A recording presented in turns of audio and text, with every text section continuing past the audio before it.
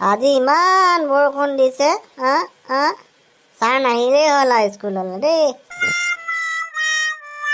ঠিক কৈছ মই বৰষুণত আহোঁতে মোৰ জাঙিয়াও তিতি গ'ল দেই, জাঙিয়াও তিতি গ'ল। মইতো ছাতি লৈ আহোঁ দেই, নহ'লে মোৰ মেকআপ বেয়া হৈ যাব ন। Good morning student, good morning. Sir sir ইমান বৰষুণত কেলেনো আহিব লাগে আপুনি? কি? ছাৰ আপুনি আমাৰ কাৰণে বহুত কষ্ট কৰে দেই sir, thank you sir, thank you. হ'ব চুপ থাক তহঁতি। ছাৰ আপুনি মূলা খায় নেকি? মূলা কেতিয়াবা খাওঁ। কেলে সুধিলি? ছাৰ এটকত মূলা ঢেৰ লাগিছে, আপোনাক দিব চাগে সেইকাৰণে সুধিছে।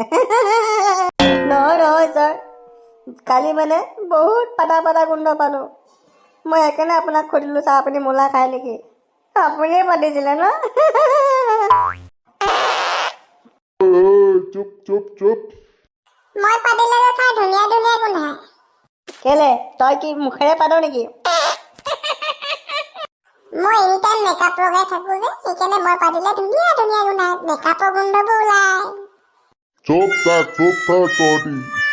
বাৰু কচোন, প্ৰথম ভাৰতৰ প্ৰধানমন্ত্ৰীজনৰ নাম কি?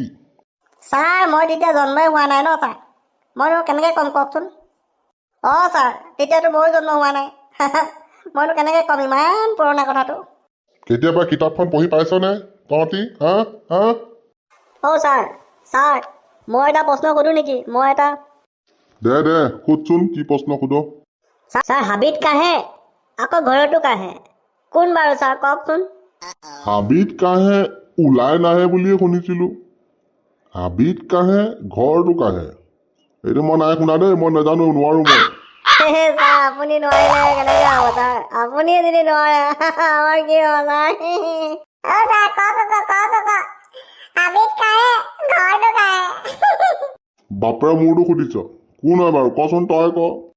ছাৰ আমাৰ দেউতা আকৌ হাবিত যায় ন খৰি কাটিবলৈ, হাবিত কাহি থাকে, আকৌ ঘৰত আহি ঠাণ্ডাখনত কাহি থাকে নহয় ছাৰ, আমাৰ দেউতা। চুপ